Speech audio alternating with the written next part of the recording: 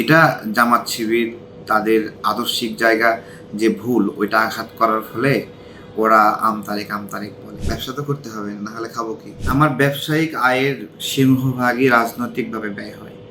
আমরা যখন অ্যাক্টিভিজম শুরু করি তখন তো অনেক মানুষকে চিনতাম না। তো সেই জায়গা থেকে আমাদের রাজনৈতিক বা অ্যাক্টিভিজমের স্পন্সর পাওয়া অনেক কঠিন ছিল। তখনই অনলাইনে এই ফলের ব্যবসাটা শুরু করি আমি। ব্যবসা তো করতে হবে, না হলে খাবো কি? আপনার যে দলের নাম আসলে আম জনতার দল, আর সেখান থেকে আপনার যে নামটা সেটাও আসলে এভাবে বলা হয় যে আসলে অনেকে বলে যে আম তারেক। এটা জামাত শিবির তাদের আদর্শিক জায়গা যে ভুল ওইটা আঘাত করার ফলে ওরা আমতারেক আমতারেক বলে। যারা আমাদের ভালোবাসে শুভাকাঙ্ক্ষী তারা এটা বলে না এইভাবে। তারা ট্রোল করতে পারে, আমরা তো এটা কর্মই না করি, যে বেঁচে থাকার চেষ্টা করি, জীবিকার চেষ্টা করি। এটা অনেক সারভাইভ করতে হয় আমাদেরকে। সব ব্যবসা রেখে আসলে আমাদের অনেক ধরনের ব্যবসা আছে। তো যেহেতু হচ্ছে আপনাকে এটা নিয়ে ট্রল করে, তারপরেও আসলে আপনি এই ব্যবসাটাই কন্টিনিউ করছেন। এইটা কেন? বা অন্য কোনো কিছু করা যেত কিনা? যেহেতু আপনাকে নিয়ে এটা ট্রল করে আপনি একটা দলের কথা বললেন, তো সেক্ষেত্রে আসলে এই ব্যবসাটাই কেন? আম ব্যবসা একটা অল্প সময়ের ব্যবসা, এই সময়ে প্রচুর সেলস হয়, একটা বড় স্কেলে সেল করা যায়।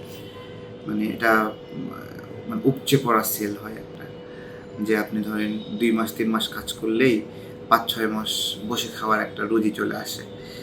ওই জায়গা থেকে প্রথম পরীক্ষামূলকভাবেই একটা ভালো ফিডব্যাক পাই, ভালোই লাগছিল, মানুষ কিনছে, ভালোবাসছে, আদর করছে। তো ব্যর্থ হলে অন্য ব্যবসায় যেতাম।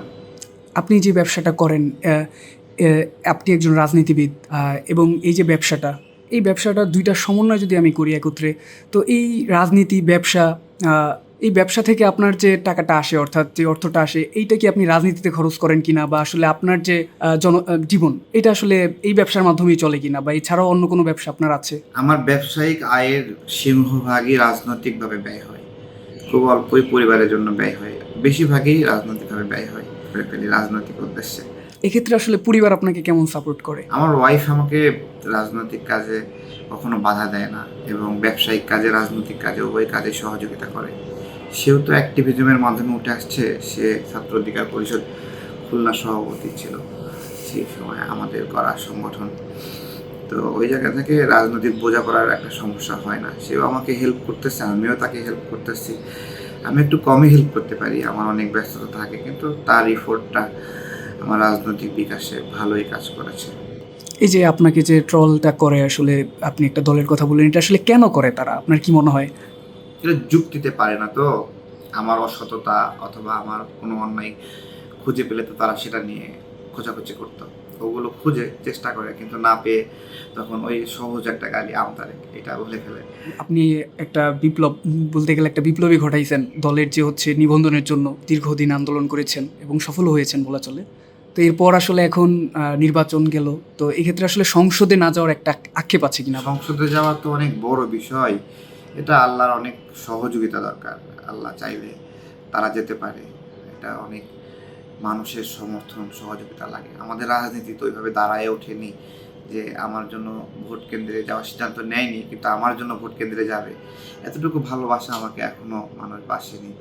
আর আমরা তো বড় কোনো রাজনৈতিক স্টেক হোল্ডারও অংশীদার ছিলাম না নির্বাচনে, যার ফলে তাদের ভোটটা পাওয়া অথবা সমন্বিতভাবে একটা জায়গায় অ্যাচিভ করা এই জায়গাতে হয়নি।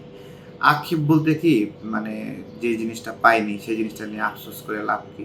বর্তমান যে দল ক্ষমতায় আছেন, বিএনপি এবং জামায়াত ইসলামী এবং এনসিপি, যারা আসলে এখন সংসদে আছেন, তো তারা একটা আন্দোলনের ডাক দিয়েছেন।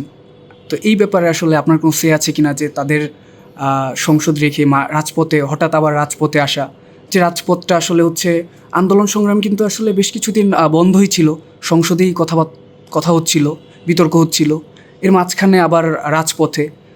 তো এই ক্ষেত্রে আসলে রাজনীতির মাঠে আপনি কেমন পরিবর্তন দেখছেন? বা এর থেকে আসলে বড় কোনো পরিবর্তন আসবে কিনা রাজনৈতিক মাঠে? জামাত আন্দোলনে নামতেছে ফান্ডের জন্য, তারা তো প্রোগ্রাম না করলে তাদেরকে ফান্ড দিবে কে?